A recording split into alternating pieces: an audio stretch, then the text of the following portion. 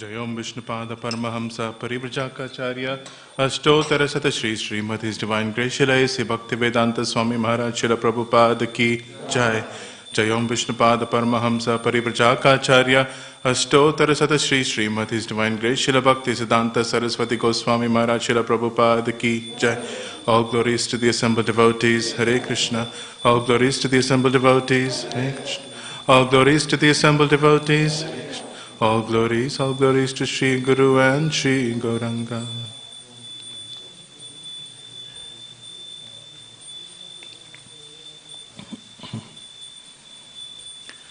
Om Namo Bhagavate Vasudevaya.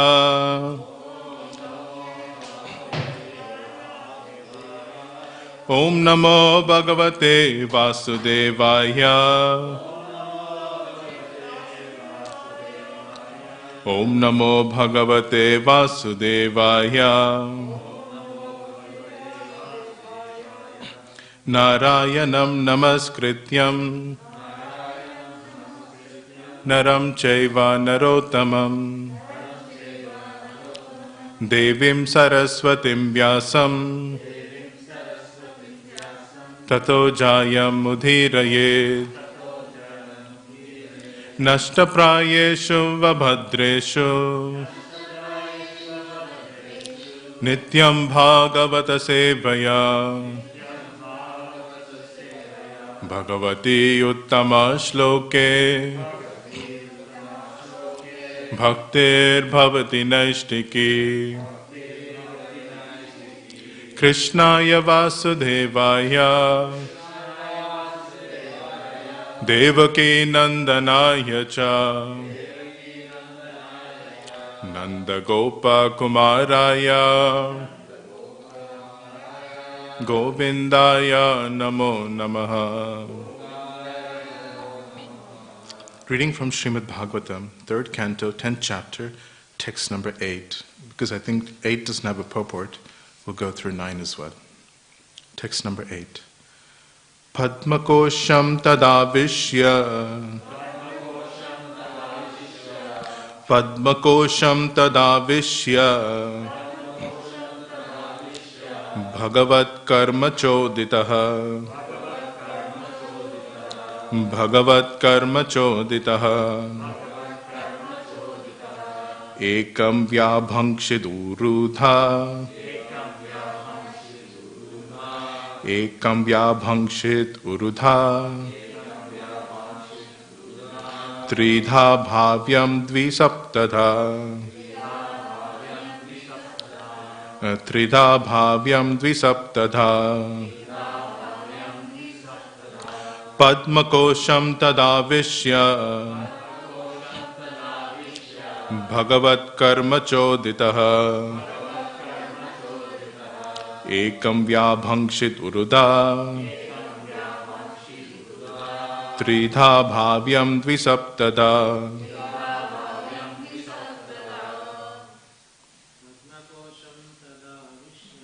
Padmakosham tadavishya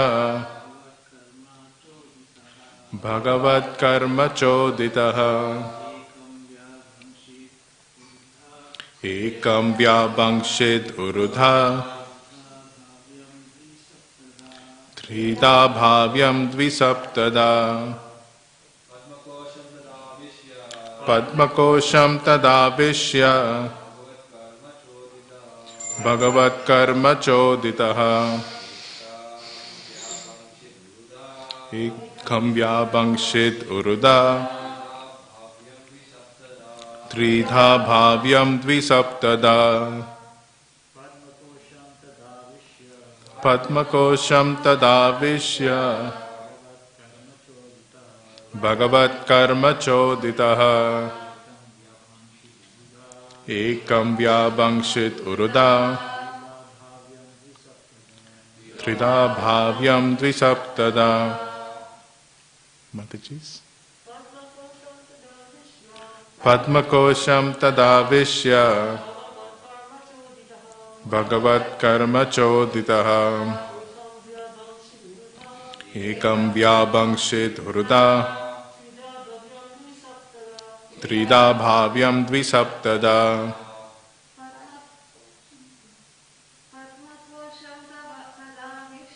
Padmakosham tadavishya Bhagavat karma choditaha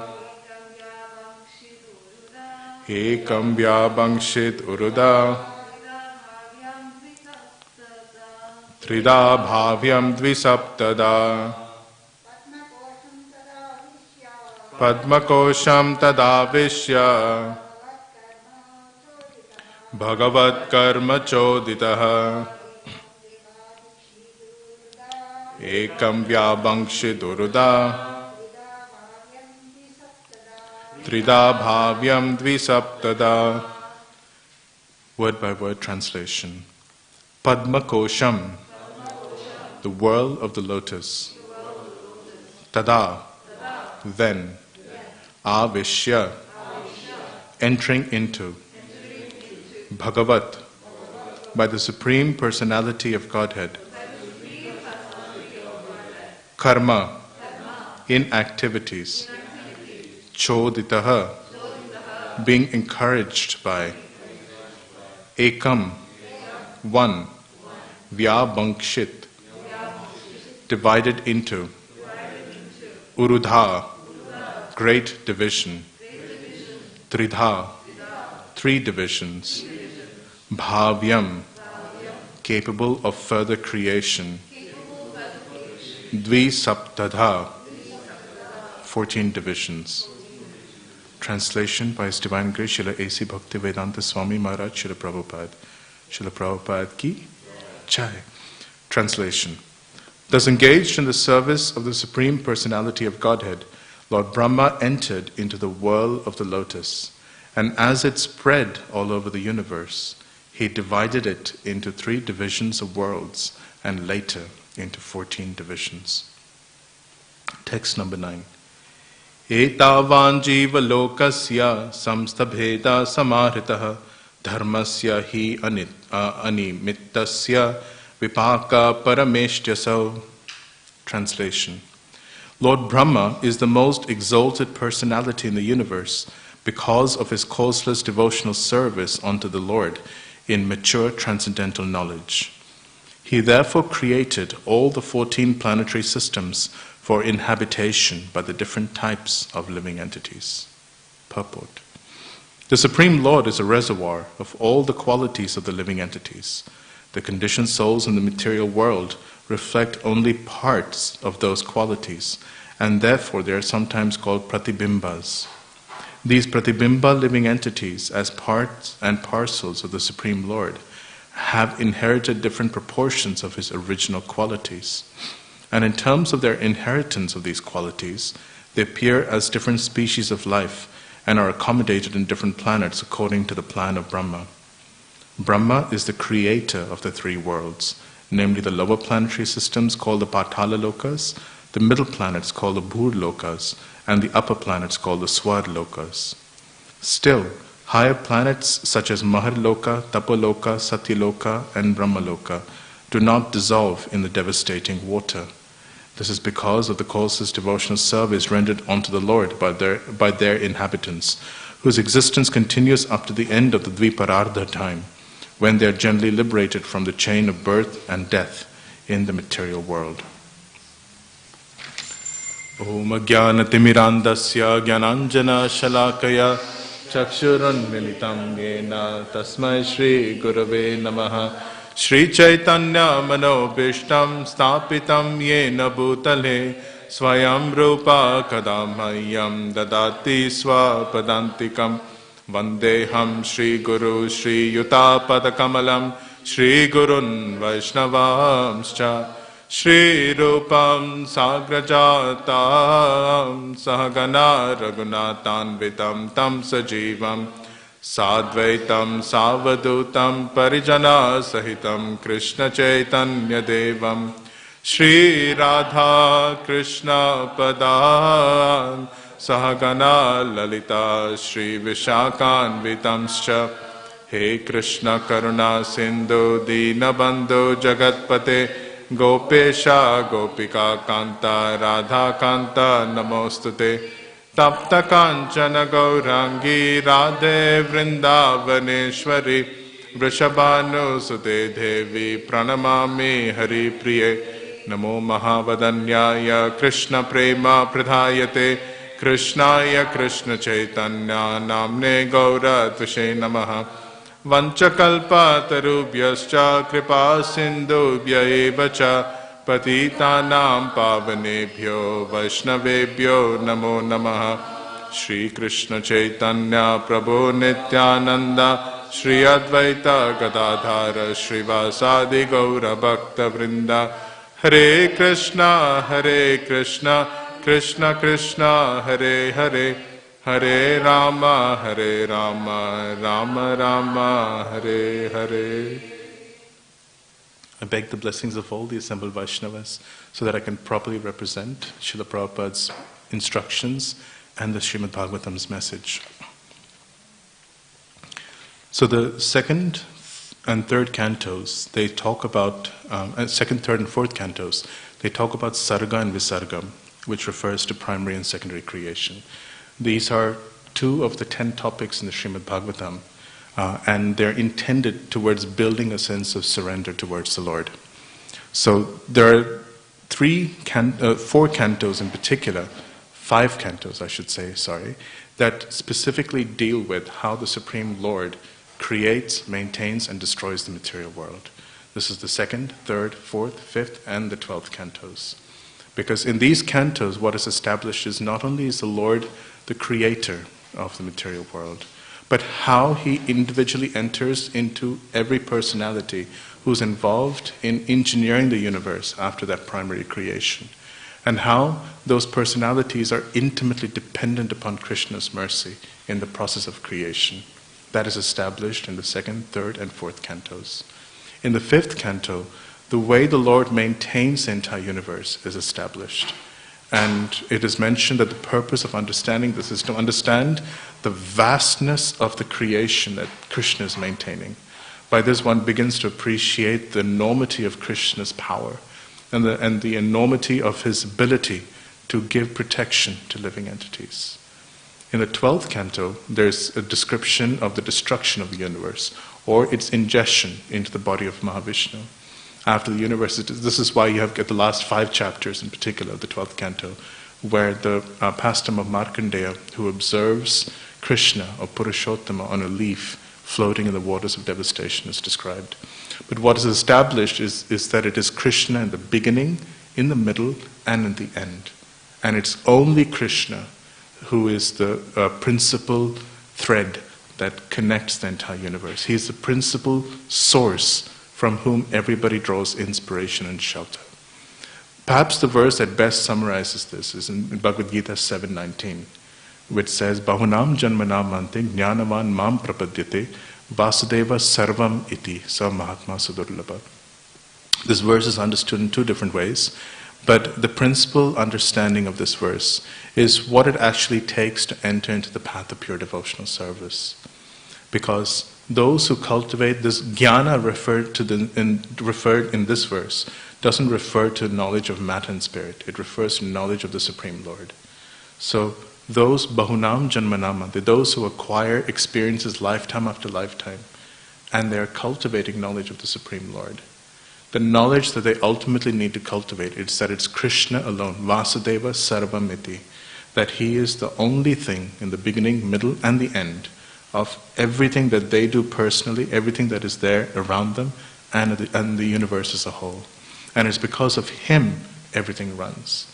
And the question that people should be asking is, when something happens in one's life, what is Krishna's intention behind it? Because Krishna is intimately involved for the person who actually wants to understand and see in that activity, in the consequences of that activity. Such a person, mam prapadyate, he enters and begins to walk the path of Sharanagati.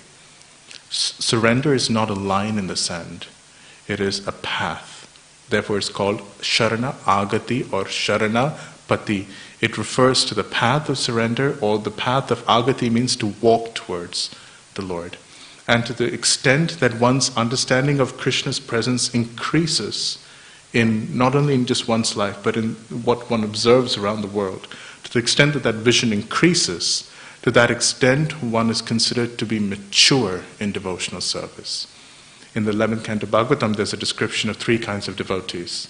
The Kanishta is only able to see the Lord in the deity form, or is able to appreciate the spiritual master as a pure devotee. The Madhyamadikari is able to perceive Krishna in the hearts of living entities, and is therefore able to treat other living entities as servants of Krishna according to their level of advancement. 2, the Uttamadikari, who cannot but see Krishna anywhere, everywhere.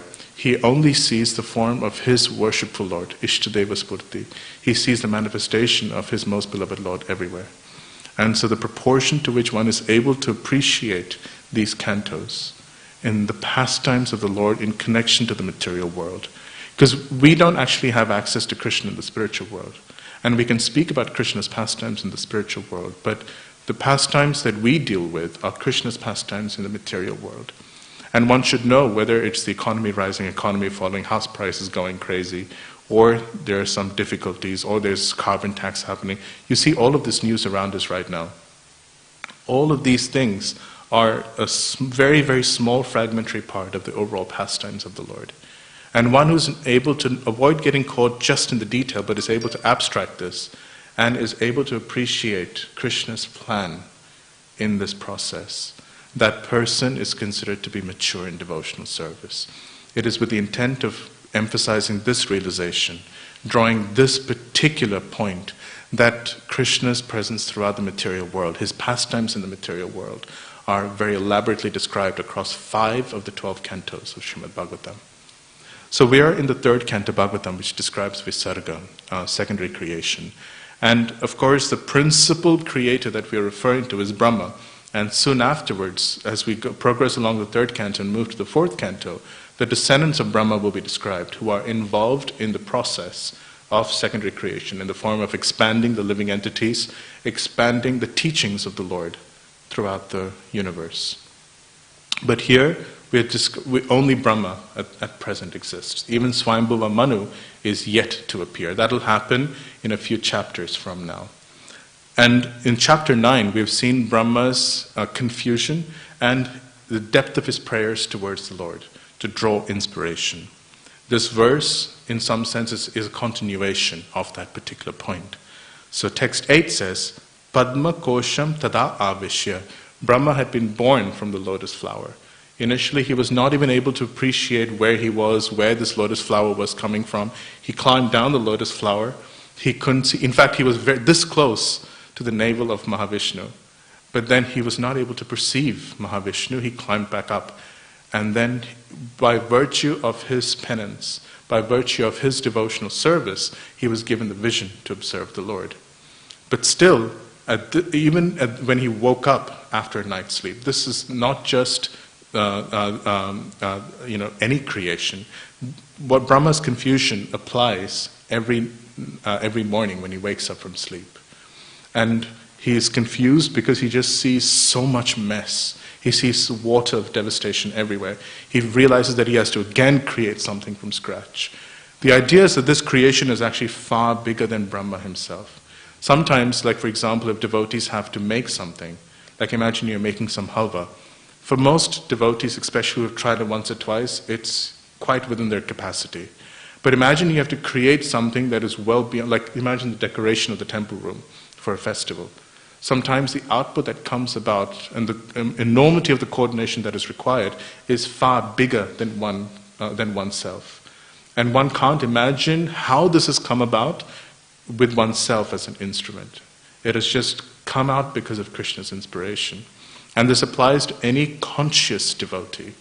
And so Brahma has this confusion whenever he's awake because the creation is so much bigger than himself.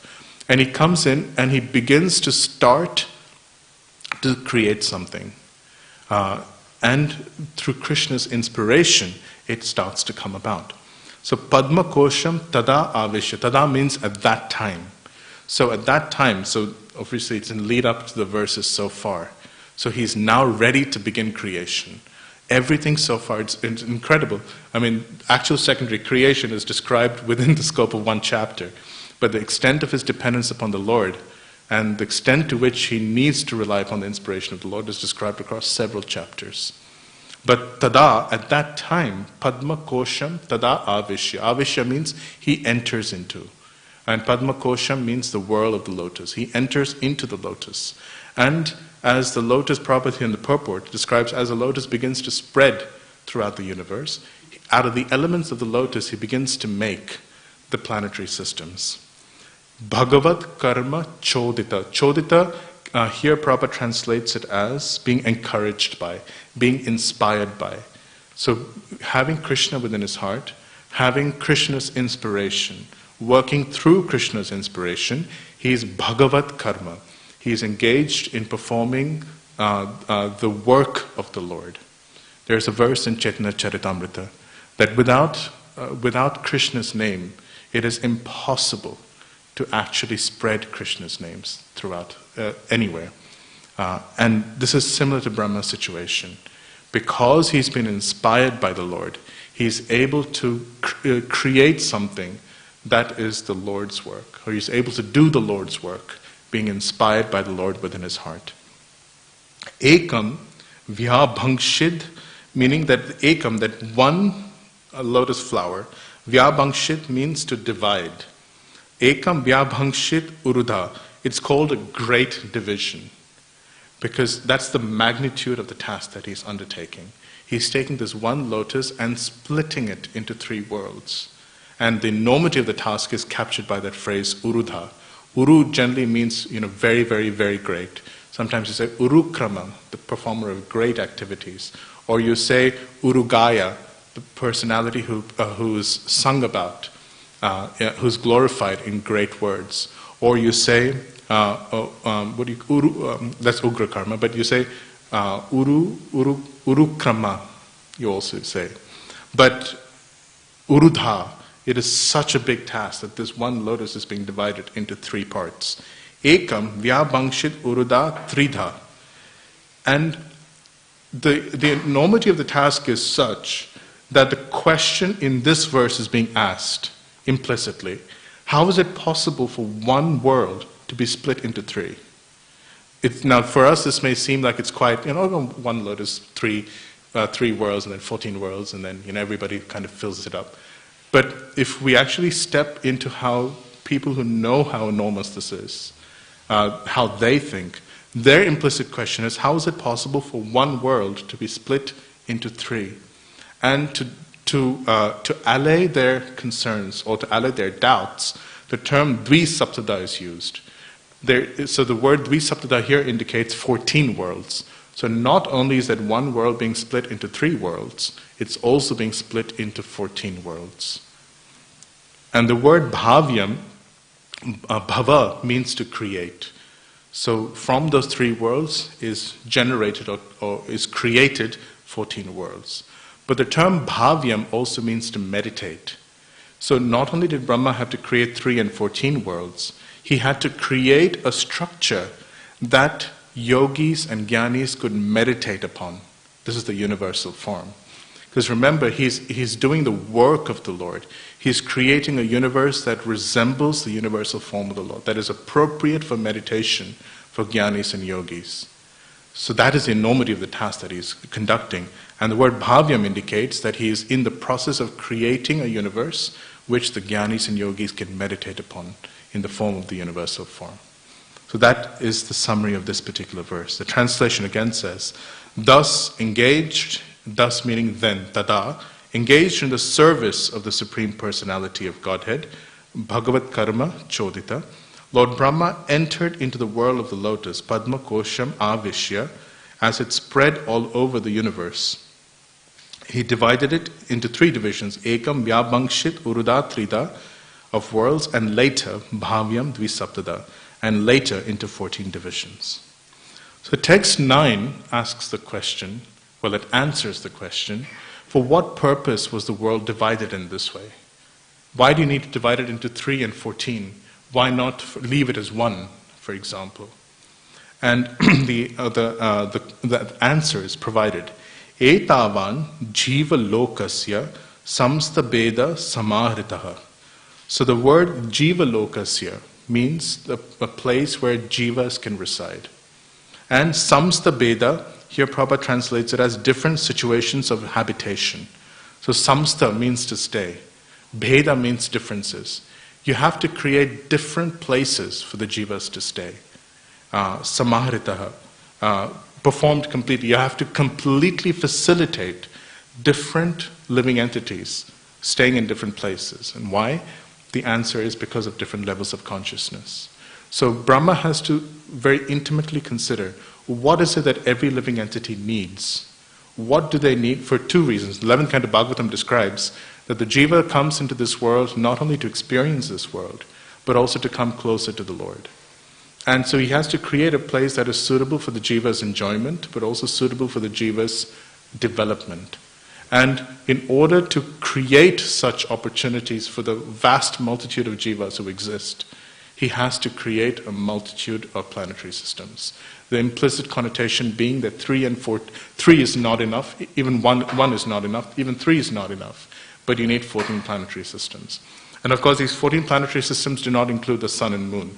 So it's 3, 14, and then there's additional creation on the side to facilitate different grades of living entities.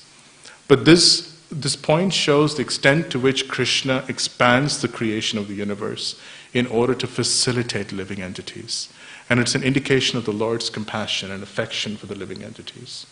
According to the living entities' desire to come to Him, yeyatam mam prapadyante tam sateva bhajamyaham mama vartamana vartante manushya partha sarvashaha. According to the living entity's desire to approach Him, He creates so many different living arrangements. Actually, even within one planetary system, like for example, Bhumandala, there are 7 individual continents. And even within the main continent of Jambudvipa, you have 9 different islands. And there are living entities of completely different consciousness in each of these 9 islands and these 7 continents. And the 5th canto will later describe, and this is in 17, 18, 19 chapters of the 5th canto, the types of prayers that living entities offer in each of these continents is very different. The way they approach the Lord is very different. That's just in Bhumandala. This is leaving aside, for example, the lower planetary systems of Bhuvarloka and upper planetary systems of Swarloka, and even the planetary systems above that, Jana, Mahar, Tapa, etc. All of those living entities, to create facilities for them, is Brahma's task. So Etavan means up to this. All of this was created, Jiva Lokasya, to facilitate the desires of the living entity and to give them a place to stay, give them a place to experience life, and give them a place to grow. And this is an indication of what it actually means to be a facilitator or a leader. And different devotees are leaders according to their service, according to their capacity. Some are leaders they lead themselves. Some kind of lead a family. Some lead a temple. Some lead a team at work. But in either case, one can imagine the enormity of the task in coordinating even 3, 4 different minds. It's not easy. Because you have to create a facility for them to be engaged in a way that works with the whole team, the whole plan, and you have to create an individual plan for their growth. And if this is difficult for just 3 or 4 people, imagine, or even for example, a community. To organize a community into a unified task and have a place where everybody feels satisfied is a challenge. Actually, it is very often seen that amongst a community of devotees, you can create overall activities, but how many have experienced that there's sometimes many stray devotees just wandering around not knowing quite what to do? Or there are situations where devotees feel uninspired or disconnected from what's happening. This is very common because it's very, very hard for one person or even a group of people to organize and coordinate a community of Vaishnavas, not only in achieving a particular task, but also in growing individually in their particular life. But all of this is what Brahma has to do.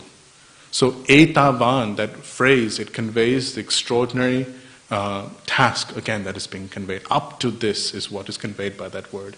Etavan jiva lokasya samsta beda samharitaha. So samharita indicates completely.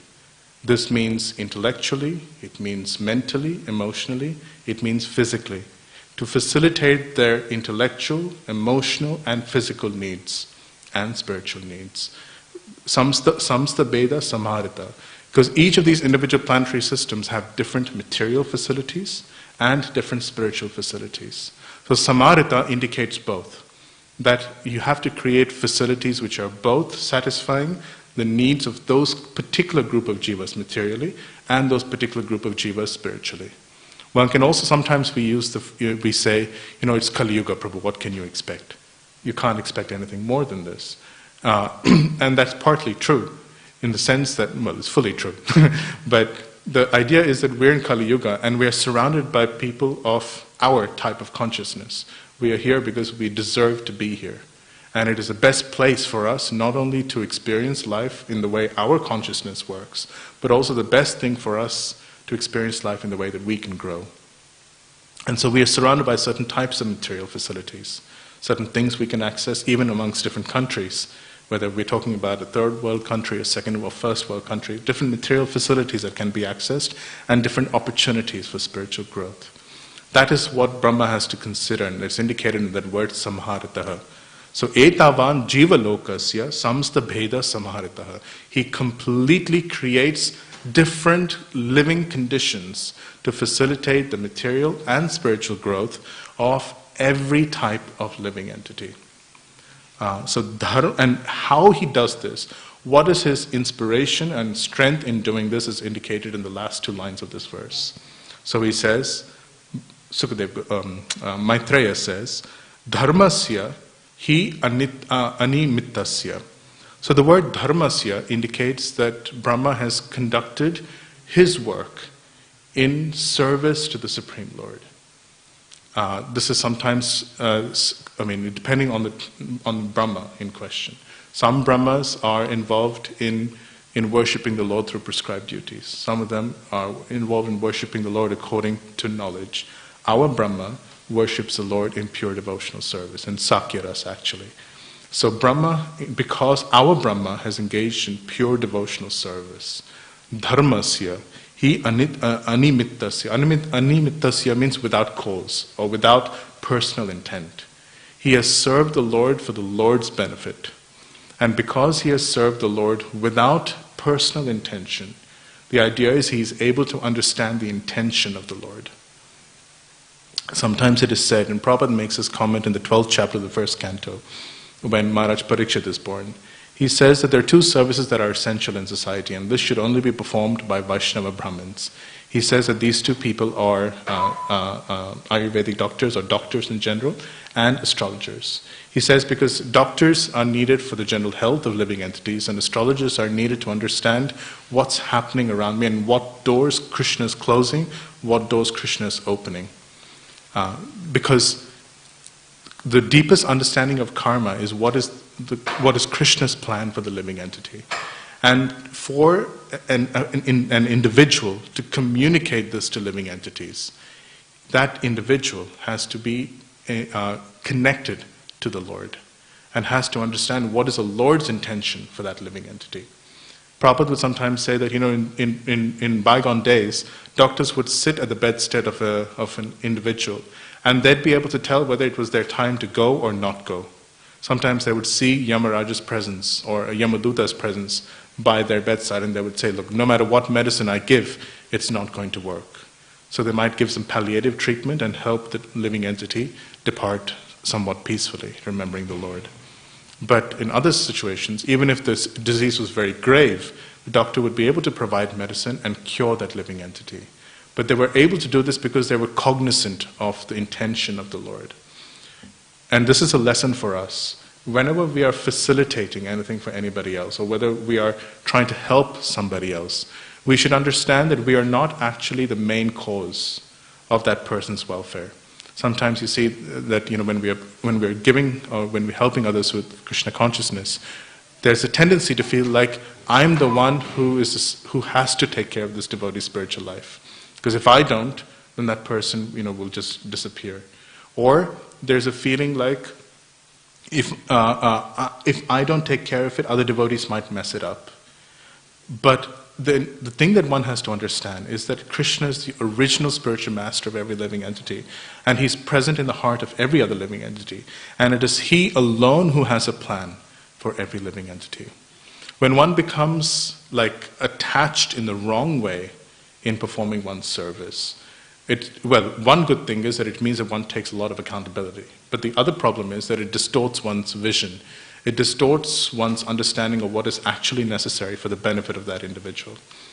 So to really act in benefit of that individual, one has to understand Krishna's intention, Krishna's plan for that living entity. That way one would act with responsibility, but also know when to withdraw, or know how best to engage with that living entity according to what they need, not what one needs in that relationship. So dharmasya hi animittasya, because Brahma was engaged in pure devotional service, at every step in this creation, he was cognizant of what Krishna wanted. And actually this goes back to what Brahma had prayed for in the second canto of Bhagavatam. Because he was saying, as I'm about to engage in this process of creation, how do I ensure that I'm not overwhelmed by the mode of passion? And Krishna says, well, he speaks the Chatur Shloki. The idea is, if you're performing pure devotional service, you will never be actually influenced by the mode of passion. You will never be carried away by what you want. You will never be carried away by your personal ambition. You will rather stay in my shelter, and you can work according to my instructions. This doesn't mean that you won't have issues. Like later on in the verses that follow, Brahma clearly has issues. Like he creates a certain species of living entities who run after him, but then he's protected by Krishna.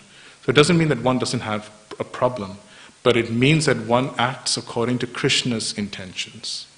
And then what happens is Krishna's desire.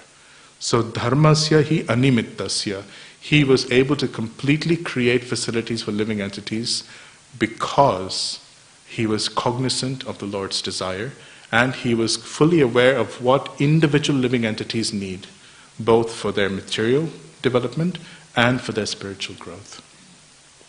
Vipaka parameshtyasau. The phrase parameshyan, Prabhupada comments on this in the translation. Lord Brahma is the most exalted personality. He's most exalted because he was able to do this. Being connected to the Supreme Lord, facilitating not just one or two devotees, not just a community, but the entire universe of living entities in their material and spiritual development. The phrase used is vipaka, and I think previous Bhagavatam classes have spoken about maturity in devotional service, have spoken about realization in devotional service. The word vipaka means ripened. It means somebody is very mature. Dharmasya vipaka. Their practice of devotional service is extremely mature. How do you tell whether somebody is mature in devotional service or not? It's their ability to see Krishna everywhere. And it's their ability to see that they themselves are a servant of Krishna. That's what it means to be mature. So dharmasya vipaka. There's a verse in the Nectar of Instruction that describes how you judge the maturity of a devotee. Krishneti yasya giritam manasadriyeta dikshasti chet pranatibhischa bhajantamisham shushrushaya bhajana vigyamananya manya nindadi shunya hridayamipsita sangalabhya. So this verse, it describes the different categories of devotees according to their devotional maturity. The first line describes the young devotee. Krishneti yasya giritam manasadriyeta. So that devotee on whose tongue Krishna's name appears. This devotee is somewhat a casual chanter of Krishna's names. In fact, they're chanting on the offensive platform. And that's the definition actually of a Kanishtadhikari, one who's chanting on the offensive platform of chanting Krishna's names.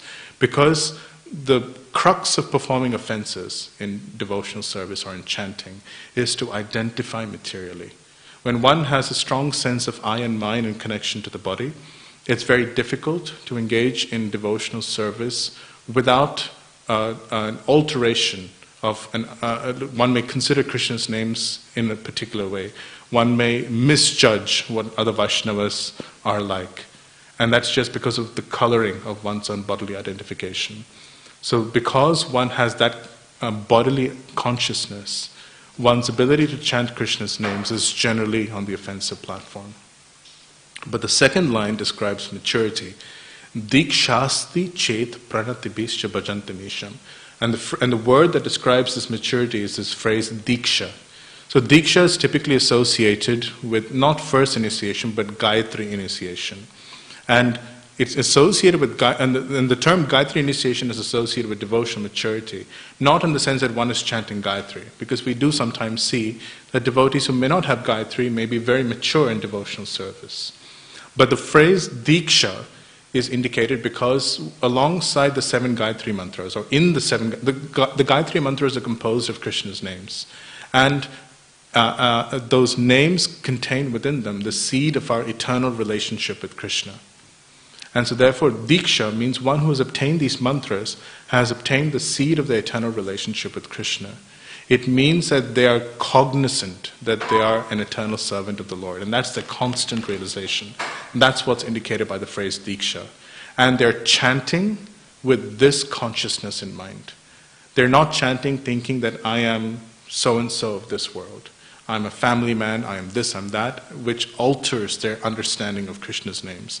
It distorts their understanding and appreciation of Vaishnavas and of devotional service to a lesser or greater degree. But for the Madhyamadikari,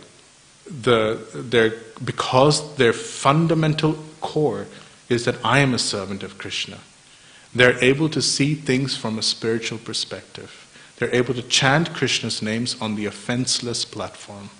And that's the basic crux of what it means to be mature in devotional service. So dharmasya vipaka indicates that Brahma had achieved at least this. Of course, he had prema bhakti. But he had achieved at least this level of maturity in devotional service, that he himself identified as a servant of Krishna. And he was able to therefore see living entities from a spiritual perspective. He was not judging them materially or according to their body.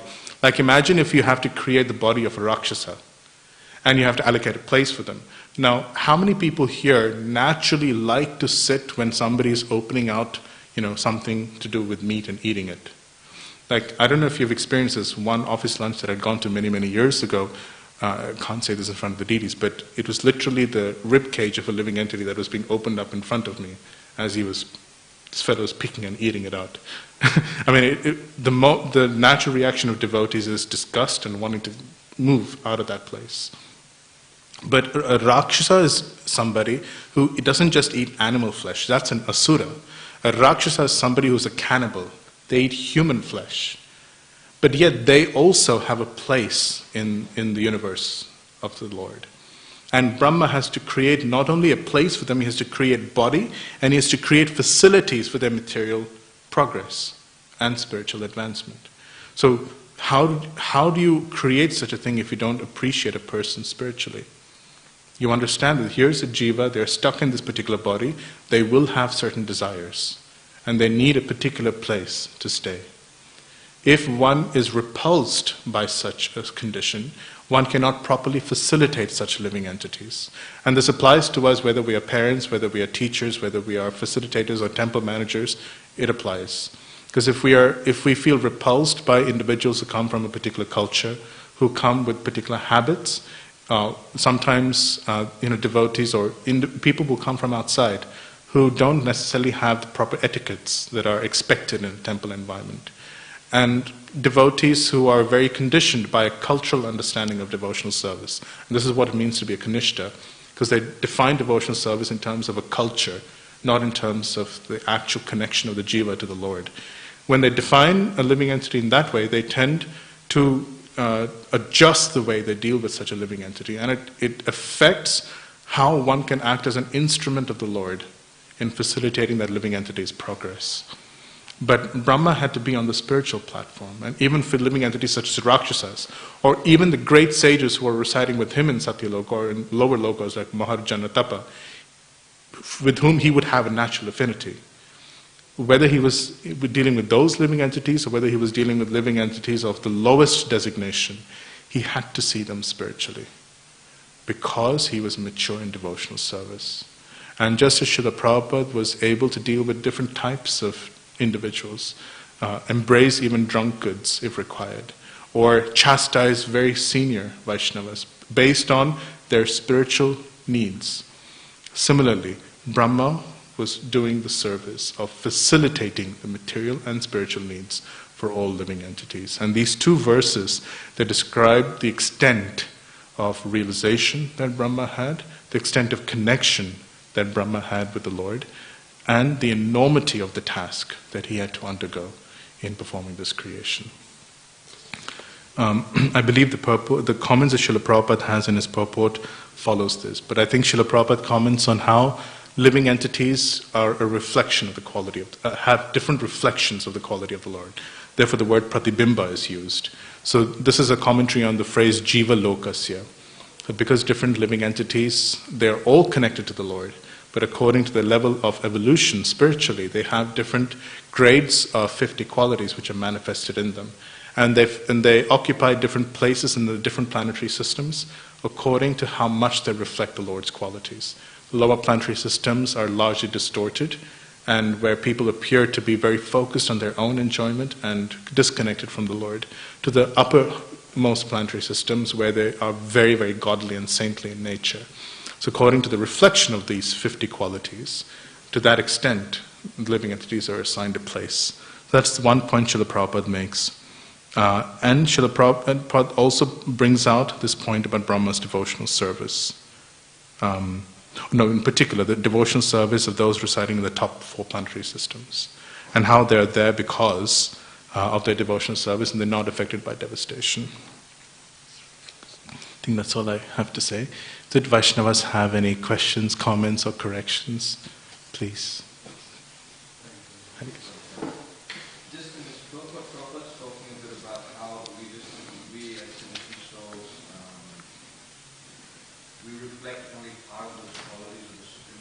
Yep. The sentence Prabhupada says, as parts and parcels of the Supreme Lord have inherited, by living entities as part and parcels of the Supreme Lord have inherited different proportions of the original qualities, and in terms of their inheritance of this quality, they appear as different species of life. I don't know if I'm taking it out of context or anything, but it appears that the Lord also has material qualities by the sentence, because it is by material qualities or association with the most of living entities appear in different species of life. It's not only, according to my understanding, reflecting the qualities of or spiritual qualities of the Lord that they associate with that particular species. You mean to say the word reflection doesn't appear here? Yeah, it seems like Prabhupada saying that there are different proportions of original qualities. Yeah. Well, there are two ways that one could speak about this. The word pratibimba itself means reflection, the Sanskrit word. But the other point is that the living entity's qualities originally are directly from the Lord. But they are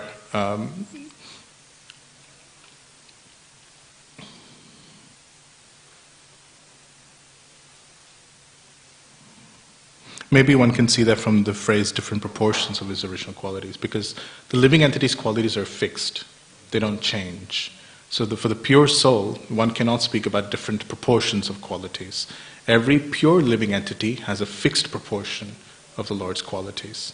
And in, I think, the Nectar of Devotion, Prabhupada says that that's 50 qualities, I think, and Brahma fully manifests those 50 qualities, whereas different living entities manifest less. So when we speak about different proportion, then it has to reference the material covering of those original qualities. And the only verse I can think of is in the Bhagavad Gita 3rd chapter, where there are different types of covering that I mentioned. Smoke on fire, or dust on a mirror, or embryo, the womb covering the embryo. And in those 3 situations, the qualities are present, but they're covered to different degrees. So that's how I would probably see it in the sentence. I would argue that the different proportions cannot refer to the spiritual nature, because the spiritual nature doesn't change. It has to reference the material difference. So therefore it reflects a covering. That's probably how I would argue it. But I think the principal argument comes from the pratibimba, which indicates reflection. The living entities here are considered to be a reflection of the Supreme Lord in that sense.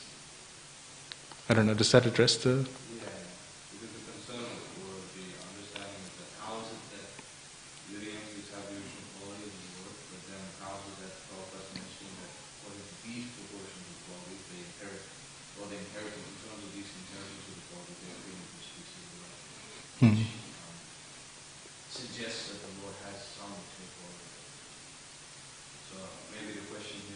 Well, not really. It doesn't say that. It says that his original qualities. So I think the idea would be that the Lord has his qualities, and living entities, according to their reflection of his original qualities, they occupy the world. So it doesn't suggest that the Lord has material qualities, right?